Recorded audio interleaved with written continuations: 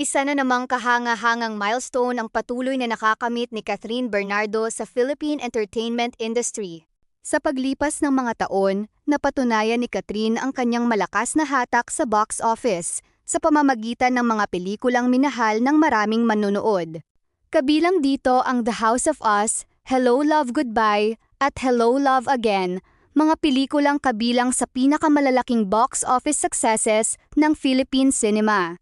Samantala, ang Hello Love Again kasama si Alden Richards ay umabot sa mahigit 1 bilyon at 600 milyong piso worldwide at nagbigay kay Catherine ng bagong pagkilala bilang phenomenal box office queen of Philippine cinema. Kaya naman patuloy na bumabaha ng congratulations at suporta mula sa kanyang mga tagahanga.